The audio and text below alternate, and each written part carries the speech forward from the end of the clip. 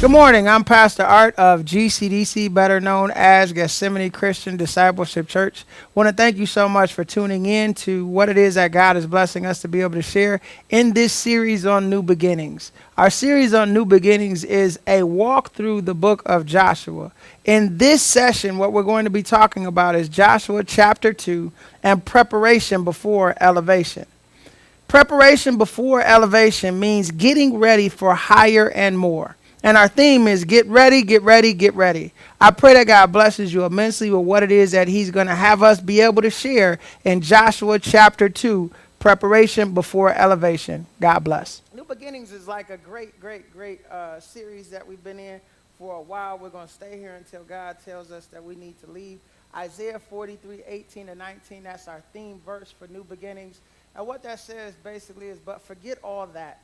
It is nothing compared to what I am going to do. For I'm about to do something new. See, I have already begun. Say, see, I have already begun. Do you not see it? I will make a pathway through the wilderness. I will create rivers in the dry wasteland. I want to share something with you real quick. One of the things that I believe we as God's children struggle with is forgetting. See, what we wind up doing, I just want to share this real quick. What we wind up doing with God is we limit God to what he did last time. And see, we're not sometimes we hold on to that and we say, God, do it the exact same way that you did it last time. And what we do when we do that is we wind up locking God in a box of our understanding. We say to God, God, since you did it like that last time, do it again like that because I'm comfortable with how you did it. And watch this, and even if he pressed us, even if he stressed us, even if he tested us, what we want to do is we want to be able to have the ability in our human understanding to say, God, okay, it's okay for you to do it the way that you did it before, but God, don't dare do it in a way that I don't understand. God, don't do it in a way that might shake me up. And what does he do to the children of Israel? Because this is a foreshadowing of what it is that, well, actually something that he had already done with them. He says, what I want you to do is something that is so hard for us to do. Because this is why forgiveness becomes a huge thing. Also, many times when somebody has hurt us, it's not the current pain. Because if they hurt you 10 years ago, they're not still hurting you after 10 years have passed. What it is we haven't been able to forgive, and watch this, and then we won't forget. And the reason we won't forget is because we don't want them to do the same, watch this, we don't want them to do the same thing that they did before. But what we do is we put that on God, and we say, God, I want you to bless me, but don't bless me in a way that I won't understand it. God, don't bless me in a way that's going to be confusing. God, don't bless me in a way in which I might not be able to wrap my mind around the blessing. But you know what we wind up doing when we do that? There's a fear that starts to take place. There's something that starts to well up on the inside of us because, watch this, because the unknown becomes fearful to us. And we're going to get quiet right now. I might be on somebody's block. But watch this. But the unknown is fearful. You know why? Because we can't tangibly understand it totally. And I got to get to another space real quick, and then I'll come back to that. But the thing I love about God is he says he's going to do something new. And this is the thing I love about him, is he don't ask us for permission to do new stuff. He doesn't say to you, are you ready today for the new thing that I'm going to do? You could be sitting at your job and your boss come in and now you got a new assignment. You know what's cool about that? Is your boss doesn't always ask you, are you ready for this promotion and this elevation? Could you go home and pray about it for about 2 to 3 weeks? They'll walk in and they'll say, listen, here's your new assignment. I need you to go ahead and prepare yourself. Get ready, because now there's 20 people reporting to you rather than just you reporting to you. Right? And it's the coolest thing. And like your kids, you ever had your kids come to you and say, hey, listen, I got this field trip I'm about to go on, and you would always watch this. You would always love to have the paper a week before, but they usually give it to you the day before. Right? And then watch this, and then they need somebody to be a chaperone. They say, well, I need you to be a chaperone. See, I ain't the only parent that's been in that space. And so watch this. So they spring something new on you. And watch this. And when they spring something new on you, you actually start to adapt right around that thing. And many times what God is saying, listen, I've already started something new in you. You just sitting back thinking that I got to do it the same way I did it before. We're going to talk about some folk that had never been in a place before, but because of what God had already done with them, some people got shook because they heard about their story. I got to get to a place. So look, right here, every ending is creating the space and opening for an amazing new beginning. New beginnings, we're dealing with Joshua chapter 2, preparation before elevation. Say preparation before elevation. And preparation before elevation is getting ready for higher and more. How many of y'all in this room right now, if I was to ask you the real question, are you ready for higher and more?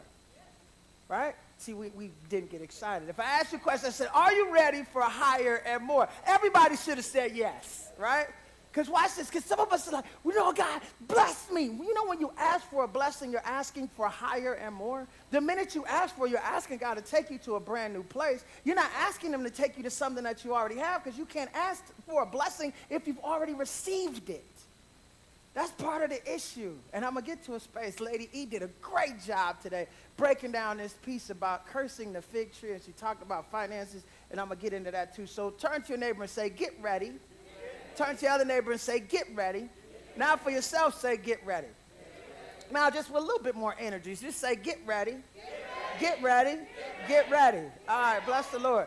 Now we're going to be here. I need you to exercise. Stand to your feet real quick. We do a little bit of exercise in honor of God's word. I always want you to stand when we can stand. So Joshua, the 2nd chapter, starting at the 8th verse, it says, before the spies went to sleep that night, Rahab went up on the roof to talk with them. In verse 9, it says, I know the Lord has given you this land. Say, I know the Lord has given you this land. Then she told them, we are all afraid of you.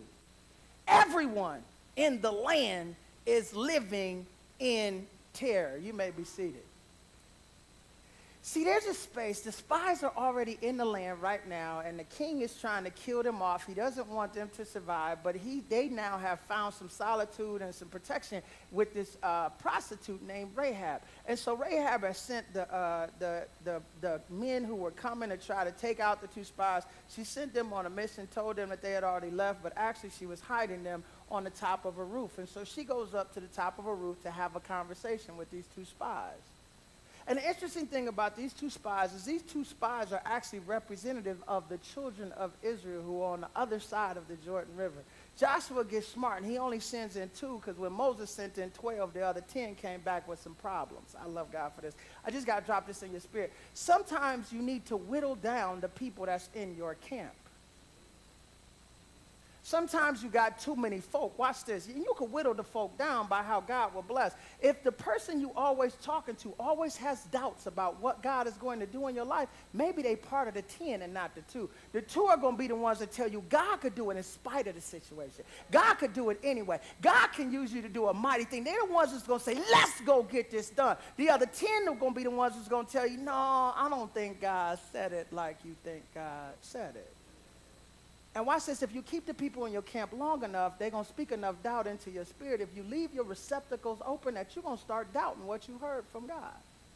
So watch this real quick. So they go up on the roof. They're having some roof talk. And then she says to them this huge line in verse 9. She says, I know the Lord has given you this land. Now, she's sitting in occupied territory. Jericho has this huge wall that's been built around it, all the rest of this. And Rahab is in there, and she understands that there's a king. But she understands that the land that she's in is no longer the kings and the people of Jericho. She said, I know that God has already given you this land. And I thought about that. She says, the Lord has given you this land. Then she speaks something else. And this is an interesting thing that some of us don't realize when we're on jobs and we're dealing with family members and all the rest of this kind of stuff. She says this. She says, we are all afraid of you. Do you know that there's some people that's afraid of the Jesus in you? If they saw the Jesus in you? Ooh, some of y'all missed that. Because sometimes we hide the Jesus in us because we don't want them fully afraid of how powerful Jesus will be when he works through us. So watch what happens next. Then she says, she doesn't say that there's a little tangent of people, there's a little remnant of folk, there's a little group of people who are going to be brave. She says everyone in the land is living what? In terror. you know what's interesting? And I thought about this. Why would God tell Joshua? Why would Moses tell Joshua? Why would the people tell Joshua, be strong and courageous? Basically, don't have any fear. You know why? Because if you got fear and you walking around with some people, or you about to go into a space where the people are already afraid of you, you'll never conquer. Ooh, watch this. Because, see, fear and faith can't operate in the exact same space. That's why they fight for your heart. I want you to think about that for a second. See, the people are already afraid. The land has already been given unto them. They know that God has already given the land unto the children of Israel just because of what they done heard. I got to run to a space because I'm going to take us somewhere. So watch this. In 10 it says, for we have heard. Say, we have heard. How the Lord made a dry path for you through the Red Sea when you left Egypt. And watch this. And then say, and we know. Now, say that with me. Say, and we know. What you did to Sihon and Og, the two Amorite kings east of the Jordan River, whose people, watch this, you completely destroyed. See, watch this. I just got to share this. Some people need to know your story before you set foot in front of them. This is why you need to allow people to understand who's you with and whose you are before you ever set foot in front of certain folk. Watch this real quick. What occurs here is these people have already heard about how God blessed them to cross the Red Sea.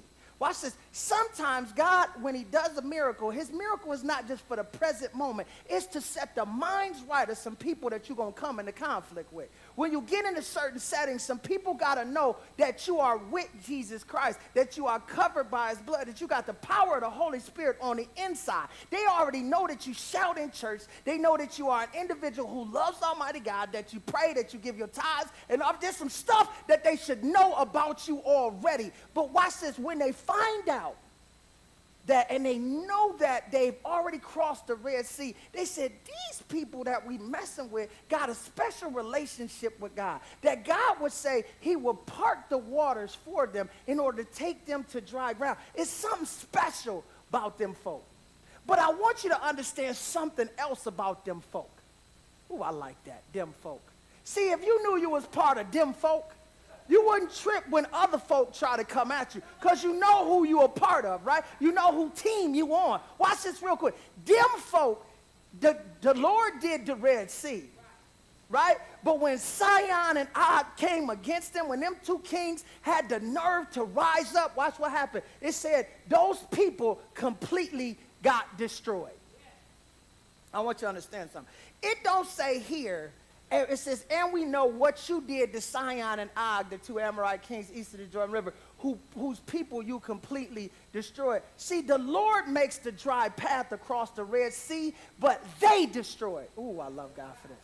See, there's some work you got to put in. God didn't go in and say, I'm going to destroy Sihon and Og for you. And let me give you a little bit of background on Sihon and Og. See, what occurred with Sihon and Og, they were trying to cross. The children of Israel are still in the wilderness wandering, and they're trying to go across the Amorite property, right? And so they're trying to get across the Amorite property. You can read it in Numbers. They're trying to get across the Amorite property. And so what they do is they send a contingent to King Sihon. They said, King Sihon, what we want to do is we just want to stay on the King's Road, which is protected territory. We're going to come through enemy territory. We understand that that's your land. We don't want your water. We don't want your plants. We don't want your wells. We ain't going to do nothing else. All we're going to do is stay on this straight and narrow path. Just let us pass without a problem. Do you know what King Sihon did? King Sihon had the audacity to attack God's people. See, some of y'all, watch this real quick. Some of y'all done asked the enemy to leave you alone.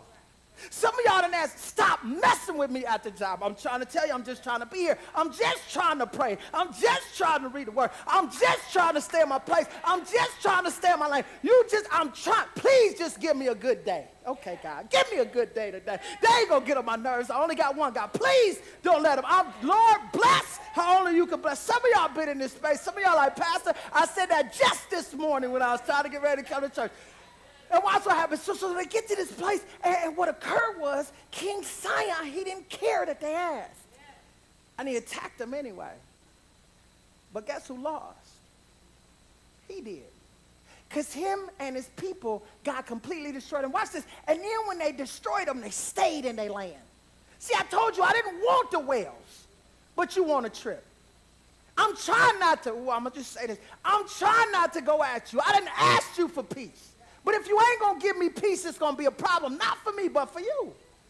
So watch this. So then after this, they leave, they go through, they done stayed in the land for a while. Sion is jacked up. He's been destroyed. His people have been destroyed. And watch this. And you got to watch who you follow. Because see, Sion and his people thought they could defeat God's children. But God's people don't have, we don't take losses. We're victorious wherever God will have us to go. So watch this. So then King Og, he's in Bashan, and he thinks, okay, I done heard what y'all did to Sion. But y'all ain't going to ask me to pass. I'm going to attack y'all first. Have you ever been in a situation where somebody just come at you out of pocket? You ain't even done nothing to them.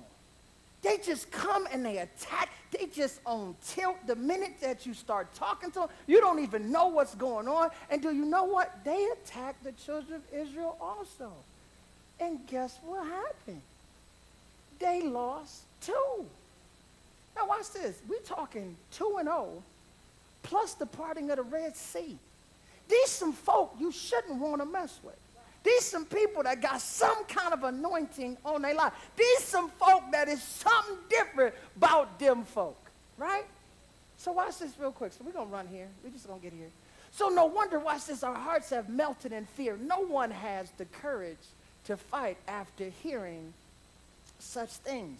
For the Lord your God, watch this, is a supreme God of the heavens above and the earth below. Now swear to me by the Lord that you will be kind to me and give my family and be kind to me and my family since I have helped you. Give me some guarantee. See, this is the thing I like about Rahab. Real quick. Rahab like, listen, I need to get on the right team. Y'all here, it's just the two of y'all, but I done heard, and we know that the Lord is already blessed with the Red Sea. Y'all don't play. Y'all done took out King Sion and King Og and all of his people. So check this out. I already know who gonna win. I don't need to be on the other side. I don't need to prove that I'm going to take them folk out. I need you to give me a guarantee. I need you to make sure that when y'all come in here and take over the land that God already has ordained for you, that we know is yours, I'm going to be on the winning team. See, sometimes you need to tell folk, you can keep doing what you're doing, how you're doing it, but you're going to lose anyway. Because at the end of the day, it's my God and what he wants for me, and you can't have what he's already ordained for me, but you can get on the right squad. See, that's what she's saying to them. I need y'all to give me some kind of guarantee, because when y'all come in this spot, I already know who's going to be victorious. Watch this, what happens next.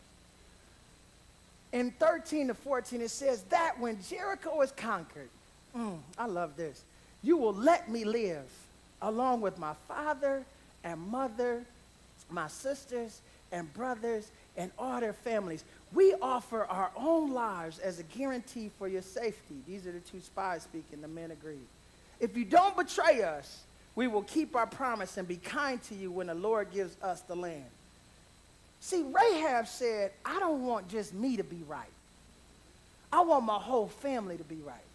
See, because I believe that you and the God that you serve, y'all going to be victorious. So as a result, I want my whole family to be covered. See, the interesting thing about what happens here is Rahab was able to speak on behalf of her whole family. Later on, we're going to see that if you wasn't in the house when Rahab and when Jericho, they started walking around the walls, if you wasn't in the house and they started to take over, then if you was a part of her family and you wasn't in the house, you was about to get destroyed with everybody else. I remember this back in the day. I used to hang out on another block and be playing games and all the rest of this kind of stuff. And there were certain parents that would come outside, because I was like 3 or 4 blocks away from where my home was at. But there were certain parents that would have the audacity to come out on the porch. And I always thought this was like something that was huge. We would be playing a game. We'd be playing football or basketball, whatever it was. And a parent would come out on the porch and they would say, "Get in the house." And some of y'all laughing because y'all was that parent, or watch this, or you heard that parent, right? You heard that parent. You know the funny thing, it always stopped the whole game, and the people would look, but the kid whose parent it was, they automatically started moving. And this is the only thing that I didn't like. Sometimes they would call the kid in the house, and it was the kid who went in the house, but it was his football or his basketball. I was like, why are you going to call them? You know, can we keep the ball? No, I got to go in the house, so y'all can't play no more. But I say that for a reason. We got to start hollering at God's people, not so much hollering, but talking to God's people and say, listen, it's time to get in the house. See, you want to hang out outside the house. You want the blessings outside the house. You want God to meet you out in the world rather than coming into his house, being covered by Jesus and receiving all that he has for you. There's certain things you only going to get in the house. There were certain houses I could go over, and they had like the red Kool-Aid, and it was made real good. Or the purple Kool-Aid, the grape, and it was made real good. And you know what was cool? You could go to their house, and you knew you would go in their house other than the other person's house, right?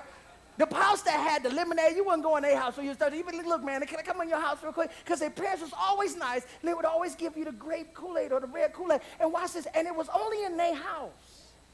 See, there's certain things you only going to get in the house. But you won't, no. And watch this, the thing that was cool about they wouldn't come in. You see these TV programs where people bring the Kool-Aid outside. I didn't grow up in that environment. It wasn't one of them stands where you could just walk by and they just pouring Kool-Aid. No, you had to come in the house and watch this. And once you was in the house, they treated like you was a part of the family. But watch this. So we get to this space, and she says, listen, I need you to guarantee my safety. I need you to make sure that me and my family, my father, my mother, my brothers, my sisters, and all their families, everybody's covered. They said, listen, we're going to give our own lives as a guarantee, but watch this. Don't betray us. Make your word your word. If your word is your bond, do what you say you're going to do. Because when we come back, if all the people in the house, y'all cover, but if they ain't in the house, we're going to take them out too. We ain't even messing with nobody. Because God called us to come in and conquer everything. He didn't say leave nothing to the side. He said take everything according to his will. I got to get to these three things real quick. Then I'm going to piggyback on what Lady E taught earlier today. And actually, it's going to start with fear factor. Say fear factor. See, Lady E did an awesome job earlier today. She was breaking down this stuff about the fig tree, and then she got into this aspect of faith. And I was sitting in the back, and I wanted to just say something so bad. But she was teaching, and it was good teaching, and she shared some stuff about faith, and I want to share that with you guys now. She talked about sometimes it's a struggle to have faith when you see something as a giant.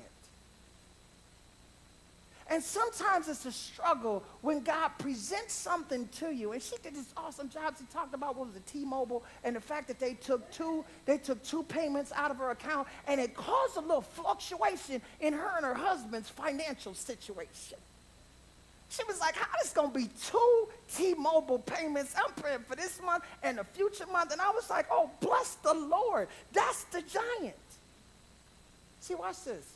If you could identify the giant, the issue then becomes, do you have fear of the giant or do you have faith in God? But the issue about faith in God, and this is the thing, and I got to share this. We think faith is this amorphous kind of thing. It's this thing that you got to talk about, and it's general. No, faith got substance. Faith is something tangible. Faith you can taste. Faith you can see. Faith you can actually hold. Because watch this, and I didn't share this, Lady E, but I'm going to share it now. So there's this piece about faith, and this is huge. When she was talking about the financial aspect, and it was huge, I said it's not a factor of whether or not she has fear. It's whether or not she has a level of hope that she hasn't realized yet. Because see, watch this. Faith is the substance of things hoped for. See, as long as I got hope, there's something that's going to be beyond, it's going to be beyond my understanding. It's going to be beyond my reach. It's going to be beyond what I see. See, if I hope to be financially secure, then watch this. I'm going to have to face some financial insecurity in order for me to get to financial security. Dasha broke this down. She said, listen, faith is like a muscle. It got to be worked out. I was sitting there like, yes, bless the Lord. She said, and sometimes when you can lift to 10 pounds, right, then you get good at 10, and then Ron, the trainer, he'll mess around and push you to 20. And you're saying to yourself, well, why are you going to push me to 20? Well, you done already shown that you can handle 10. But watch this. But what we want is we want comfort. Because watch this, because when we get outside of, watch this, and this is why it's a zone. It's a comfort zone. And you're meant to be moved outside of it. I love God for this. Watch this, just stay with me 1 second. As you drive from the East Coast to the West Coast, you go through zones that you have no control over. You go through time zones that you have no control over. And a smart person will move their watch based upon the zone that they're in. Watch this. If I want to get to California, I can't keep East Coast time because I'm going to travel through some zones. And what's going to happen is once I get to California, there's going to be a level, my body going to be tired for a minute. Maybe I'll be up. I don't know what it is. You'll go through a change, but then your body will adapt. But watch this. It will adapt to a new zone. See, when you want to always stay in your comfort zone, you can't get from Toledo to LA if you're always going to stay on Toledo time. Ooh, that was big. Your body will never adjust to the new thing that it's seeing because you're trying to keep it in an old time zone. What occurs when we get into this fear factor, whether it's going to be faith or fear, when God says, listen, I'm a tester. I know where she at. Lady, I know where you are. I already know that T-Mobile going to take 2 payments out your... What? Watch this. I just think God, the Father, Jesus Christ, the Son, and the Holy Spirit, they just sit there. I know what she going to do. She going to be okay. She going to be all right. She going to get it right. She even going to teach on it. Watch this. Because she can't teach on that which ain't in her. Ooh, y'all missed that. See, he'll give you an experience in order to take you to a new place, to take you out of your comfort zone. So now she could look at the T-Mobile payment and say, listen, what I just gave you, I gave you enough for a future time. I already paid some stuff up. She talked about, see, I was listening. She talked about the fact that she was able to pay for the carpet in the house and it was applied towards her rent. That don't really make sense from a landlord perspective. Watch this. But her father is her landlord. Y'all missed that. See, because her daddy is her landlord, he was able to take what she had applied and then use it for a future payment. Since we got a father, and he can take what we give unto him and apply it to a future time. See, I was in a space today. I'm good today. See, there's some stuff that you got to realize. Daddy can't apply what you give to him until you give it to him. He ain't going to give you more until he know that you can handle a little. He ain't going to move you from pennies to dimes until he know that he going to get the penny that he deserves. See, you can't be afraid of this stuff because the enemy want to keep you in a space. He said, listen, I just want to keep you tied to the thing that you used to do. I want you to keep looking at it the way that you used to look at it. God want to give you a fresh revelation for a new beginning. Got to run to the next thing. So number 2 is we heard and we know. Say we heard and we know. See, there's some people that's talking about you. And stop tripping on the fact that they talking about you. See, if they talking about you and the Jesus that you know, let them keep talking. I want people to hear. I want people to know.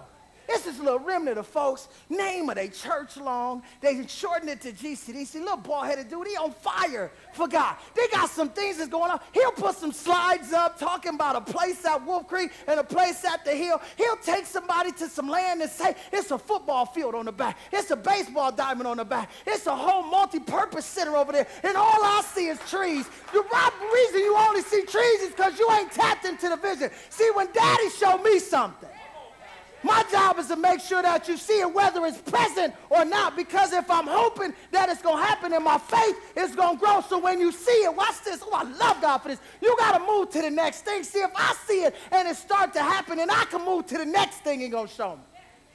See, some of us say, well, when He going to do it? That ain't your business. It's the fact that I know that He going to do it. Y'all want to sit up, well, what's the time frame? I don't know. But at the end of the day, all I got to know is Him. Because see, watch this, I heard that He's a good, good Father.